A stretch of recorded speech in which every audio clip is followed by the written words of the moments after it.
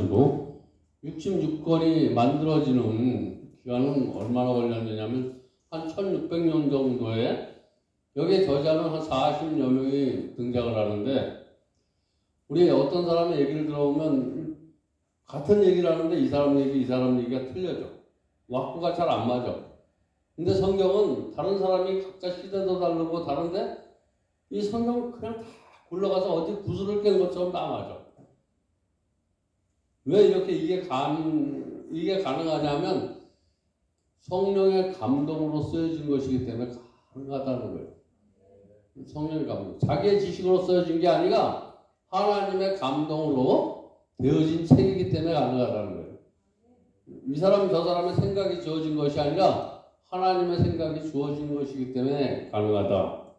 그래서 디모데후서 3장 16절에 또 뭐라고 말씀하냐면 모든 성경은 하나님의 감동으로 된 것이니, 성경은 그러니까 하나님의 말씀, 여기서 하나님의 성령은 이거 하나님을 가리키고 성령의 감동을 영감이라고 이렇게 얘기하는 거예요. 특별히 성자 예수님을 말씀이라고 했는데 이 세상에서 인간의 육신의 옷을 입고 예수님을 오셔서 이를 가리켜 우리는 성육신이라 라고 이렇게 말해요. 성육신.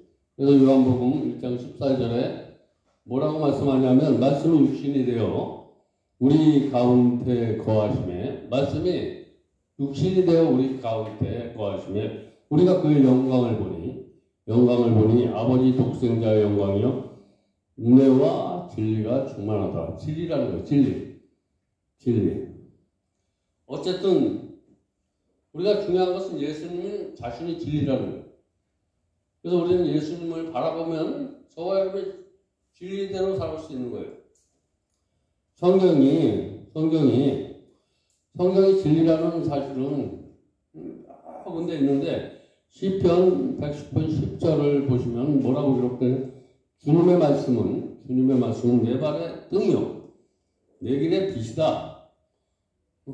발의 등은 가까운 데를, 그리고 길의 빛은 먼 데를 비춰주는 빛인데 그 빛이 인생의 올바른 길로 인도하여 준다 라고 이렇게 성경은 말씀하시고, 아무쪼록 진리의 빛을 따라가므로 우리가 올바른 인생을 살아가는 저와 여러분 되시기 바랍니다.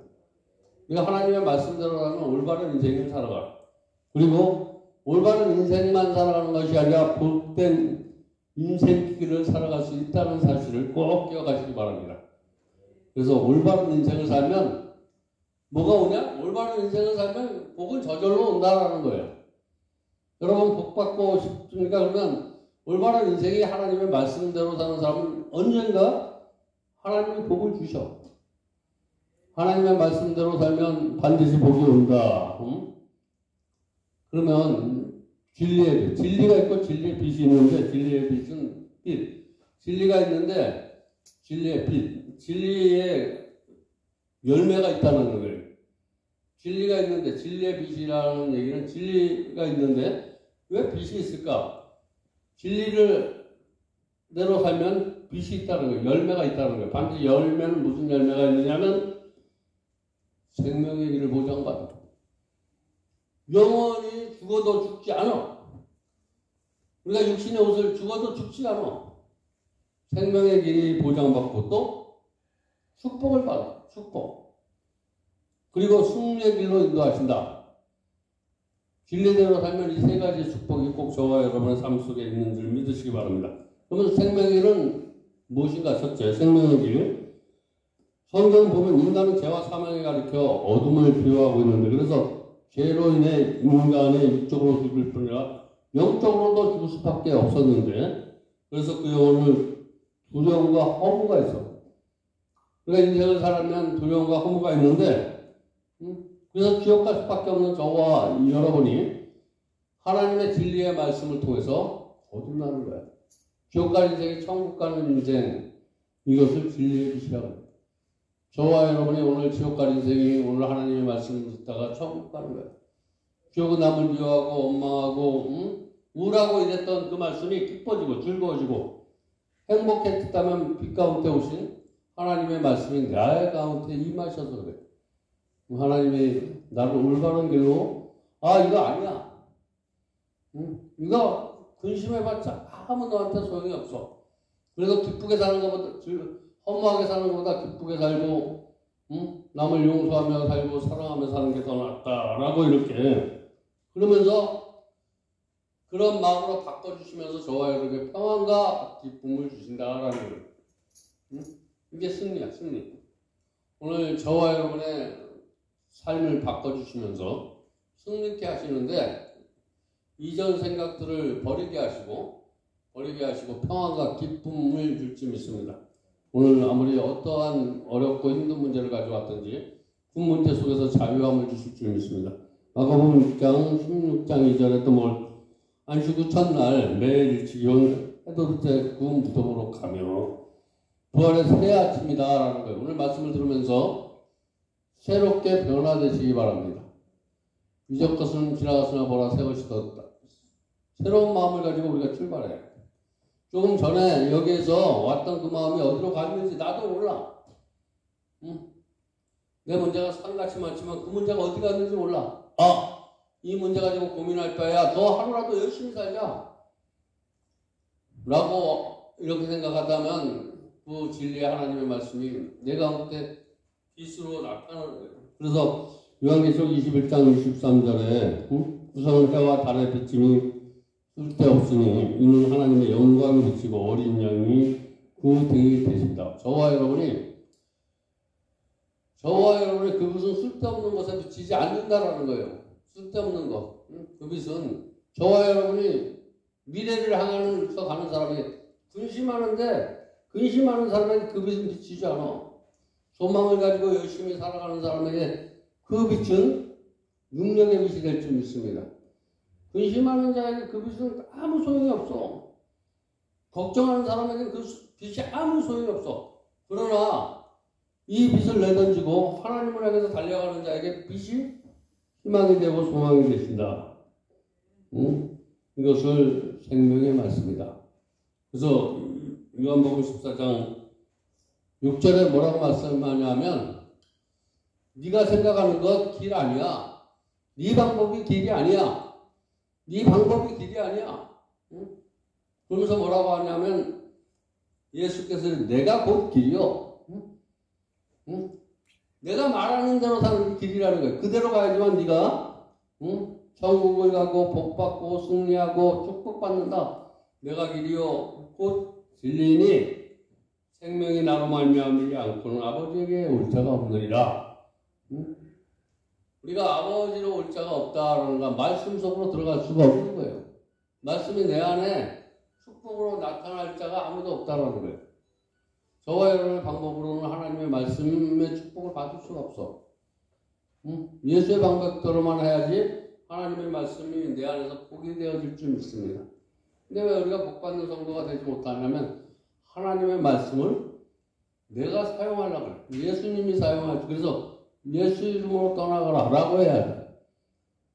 예수 이름으로 사용해야지 저와 여러분에게 죽음에서 생명의 길로 저주받은 인생이 축복의 길로 내일 실패한 인생이 승리의 길로 인도해 줄 줄 믿습니다. 우리가 이렇게 하나님의 말씀이 이런 능력이 있는데 왜 이렇게 살지 못하고 있을까? 축복의 길로 인도한다 그러는데 축복의 길은 진리의 빛인데 신명기에 보면 우리 앞에 복과 저주가 있어. 복과. 내가 부정하며 살아갈 것인가 긍정하며 살아갈까 두 가지가 있어. 나는 불행한 인간이야. 나는 행복한 인간이야. 이렇게 두 가지로 이렇게 있는데 신명기에 보면 우리 앞에 복과 저주가 두 가지가 있어. 저와 여러분이 불행한 길로 갈 수도 있고 축복의 길로 갈 수도 있는데 어느 쪽으로 가느냐 하는 것이 진리라는 거예요. 두 가지 길이 꼭 있는데 우리는 진리를 따라가야 될 줄 믿습니다. 그래서 신명기 28장을 보시면 혼이 축복의 장이다. 축복 받으려면 신명기 많이 읽어보시기 바랍니다. 신명기를 읽으면 축복이 되어져. 정확히 말하면 축복의 장만 아니라 축복과 저주의 장이다. 두 가지가 함께 있어. 내가 복 받지 못하는 건 어떻게 해서 복을 받지 못하는 것들이 기록되어 있고, 복을 받는 것은 어떻게 하면 복을 받느냐, 이것이 명확하게 신명기에, 그래서 신명기 28장 1절 2절에 뭐라고 말씀하냐면, 내가 내 하나님 여호와의 말씀을 삼가 듣고 내가 오늘 내게 명하는 그의 모든 명령을 지켜 행하면 내 하나님 여호와께서 너를 세계 모든 민족 위에 뛰어나게 하실 것이다. 내가 내 하나님 여호와의 말씀을 청종하면 이 모든 복이 내게 임하면 내게 이르리라. 무슨 말씀이냐면, 하나님의 말씀을 청종하면 하나님께서 함께 하여 주셔서 축복이 따라온다라는 거예요. 근데 그 뒤에 보면 전혀 다른 내용이 나와. 이 이야기에서 끝나면 되는데, 아까 두 가지.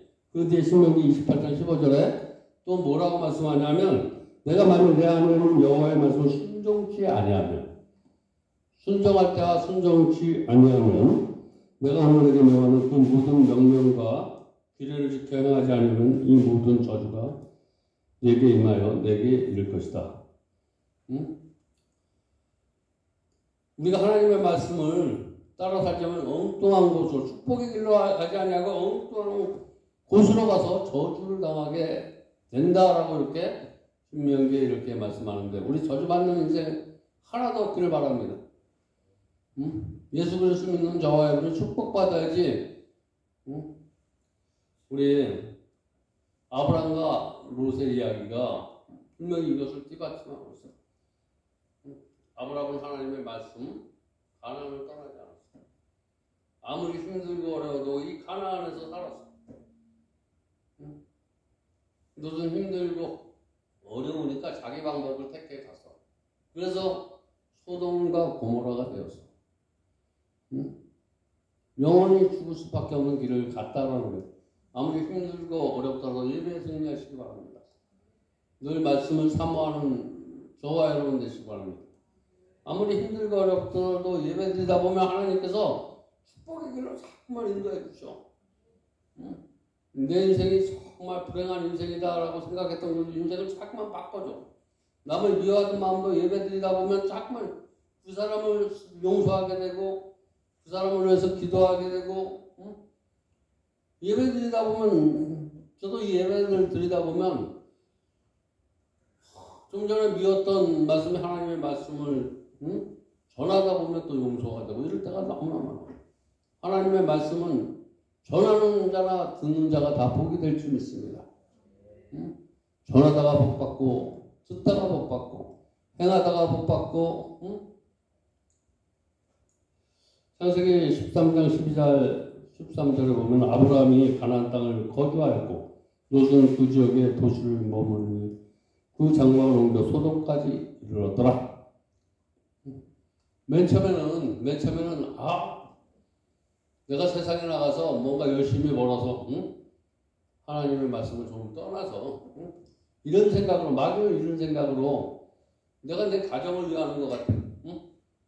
내가 예배 드리는 것보다 내가 여기서 뭐가 나와, 나가서 일요일에 가서 뭐라도 많이 벌어서 내 가족을 섬기는 것이 더 좋다라는 생각 속에 착각하게 만들어.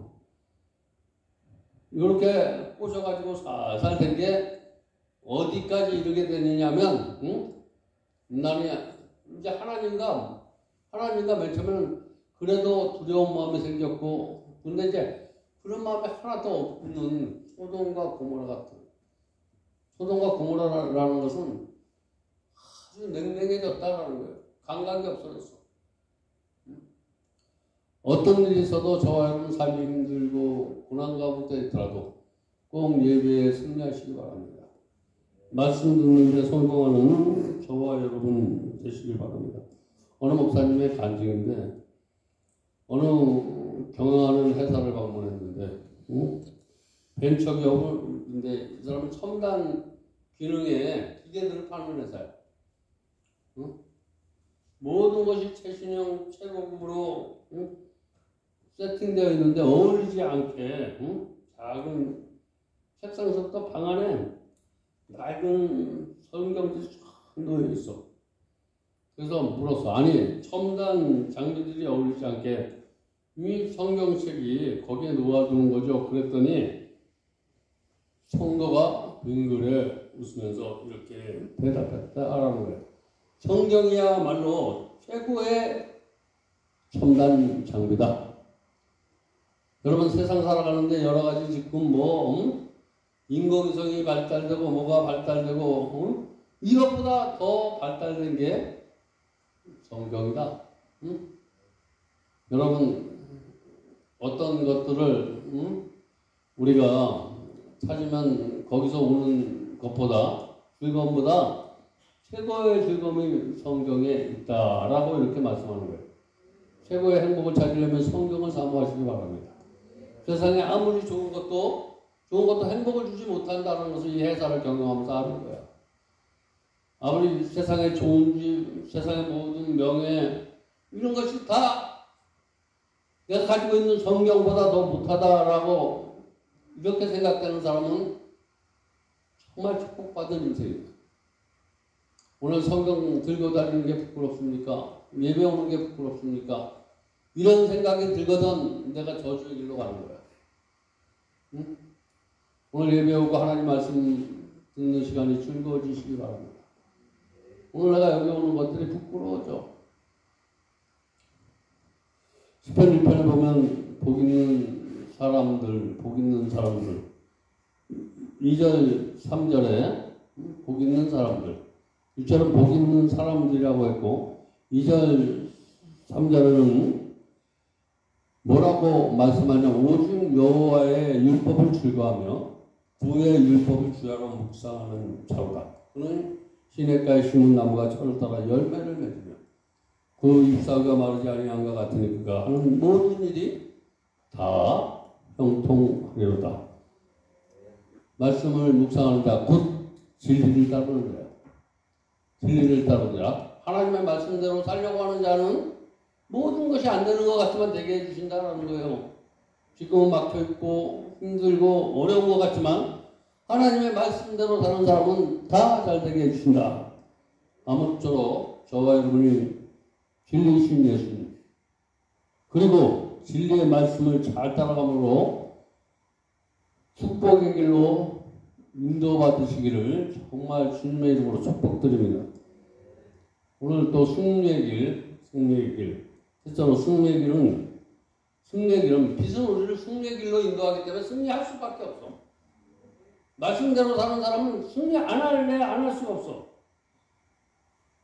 세상에 아무리 위험하고 환란이 가득하다고 하더라도 우리가 그것 때문에 잘못 방향을 잃을 수도 있지만 그것 때문에 희망하고 절망할 수도 있지만 빛 따라가는 사람 반드시 그것들을 승리하게 될 줄 믿습니다. 이 길을 기회로 만들고 나한테 걸림돌을 디딤돌로 만드는 그게 승리야. 여러분 이 길을 기회로 만드는 저와 여러분의 신앙이 되시기 바랍니다. 그리고 나를 내 앞에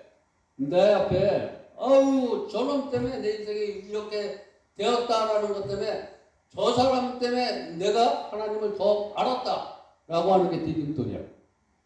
오늘 저와 여러분 앞에 놓였던 문제는 디딤돌이 되시기 바랍니다. 저 사람 때문에 하나님의 말씀을 더 사모하게 되고 저 사람 때문에 하나님 앞에 더욱 기도하게 되고 이랬다면 그 사람은 나에게 디딤돌이야. 감사하시기 바랍니다. 내가 어떻게 만드는 거야? 그 사람이 저 사람은 나의 인생에 정말 걸림돌이야를 하나님의 말씀대로 살면 디딤돌이 되는 거야. 저 사람 때문에 내가 더 큰 하나님을 아는 거야. 내 안에 갇혀있는 하나님을 저 사람 때문에 넓고 큰 하나님을 몰랐어. 내 방법만 들어주는 하나님이 아니라 상대 넘어 위대한 하나님의 뜻을 받아들일 수 있는 그런 나로 저 사람을 통해서 만들어가고 계시다 라고 생각할 때 요셉이 그랬다고 그래요. 이거 총리가 됐어. 지나고 보니까 내가 고통을 당하고 보니까 정말 미웠어. 근데 그 하나님의 세계에 들어가 보니까 내가 이렇게 저 사람이 저렇게 나에게 한 것이 내가 어떤 은혜 안에 풍성한 은혜 안에 들어가 봤더니 하나님의 계획이었었구나. 하나님의 계획이었어. 모든 것들이 그냥 이루어지는 것이 아니라 하나님의 섭리대로 이루어진다라고 생각하시고 그냥 하나님의 말씀으로 그냥 받아들이면 걸림돌이 디딤돌이 되고 이기가 기회가 된다. 빌레게네온 목사가 이런 말을 했는데 무슨 말이냐면 우리들이 범민 중 95%는 성경을 읽지 않는 데서 생기는 것이다. 여러분 고민합니까? 내 인생길이 괴롭습니까? 내 인생이 기쁘지 않습니까? 이것은 어디에 생기느냐? 90%가 내가 성경을 읽지 않는 데서 나타나는 현상이다. 오늘 교회 문제 때문에 걱정이 되십니까?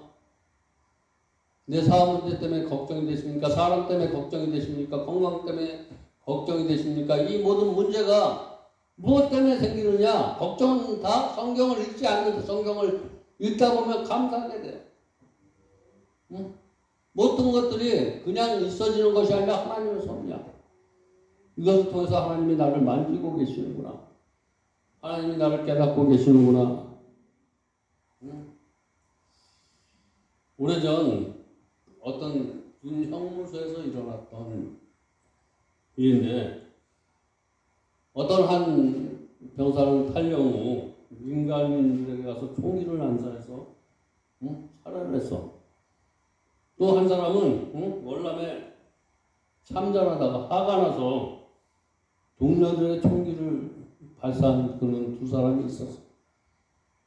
한 사람은 첫 번째 한 사람은 내가 이제 죽을 날이 얼마나 안 되니 좋은 것이나 먹자 막 그래 있으면 돈 있는 걸 그렇게 해서 먹는 일에 열심히 하다가 총살을 당했어. 두 번째 사람은 군에 집회를 갔는데 하나님의 말씀을 듣다 보니까 하나님의 말씀을 듣다 보니까 믿음이 생겼어. 죽기 전에 내가 작은 일이라도 좀 좋은 일 한번 해보자. 그런 마음을 가지고 있는데 마침 어느 교회에서 찬양대가 이문으로 왔어. 노래하는 그 모습들이 막 천사들이 노래하는 것 같아. 너무나 아름다웠어. 그래서 큰 은혜를 받고 그가 참 아껴서 모은 돈을 전부 그 헌금을 좋은 일에 보태달라고 이렇게 기증을 했어. 마치 교도소에 교회를 건축하고 있었는데 강대상을 구입하는데 그 돈이 사용이 됐어. 헌당식의 그 사연을 소개했는데 그 미담 그거 소개를 그렇게 해서 소개를 이제 교정지 이런 곳에 소개가 돼서 이런 사형수가 이렇게 모아서 회개하고 이런 미사에 이 간증을 본 대통령이 책자를 보게 된 거야. 교도소에서 발간된 책자를 발견된 그래서 그게 특별 감명을 줬어. 그 모범주가 보고 가다가 감명이 돼요. 마침 일에 죽어. 정말 나머지 인생은 멋진 인생으로 살았다는 그런 간증이야. 저도 그런 간증이 있어요. 우리 지정주 옛날에 그냥 뭐 자기 신앙관 때문에 가족을 다 못 살려주고서 사형수가 되었던 그래서 죽음의 문 앞에 있던 지정주와 제가 여기서 예배를 끝나면 그 사람은 뭐 주일날 교도소 소양에서 끝나면 거기서 같이 합심해서 뭐 여러 교회 들어가니까 같이 기도해주고 그랬던 사람이 지금 다니면서 교도에서 복음을 얼마나 많이 지금 전하는지 몰라. 지금 강주교도소에 있다는데 그 모습을 보면서 그때 수고들이 정말 수고한 것이 아니라 그런 수고를 했던 그 시간들이 너무나 감사하게 되는 거예요. 한 사람의 변화가. 하여튼 하나님의 하나님의 말씀은 이런 능력이 있다는 사실을 믿으시기 바랍니다. 말씀을 믿고 살다 보면 죽어서 죽을 수밖에 없던 그 죄인이 감명을 받고 새로운 인생을 사는 것처럼 오늘 말씀을 듣다가 오늘 내가 어떤 문제 때문에 내 인생이 끝났다.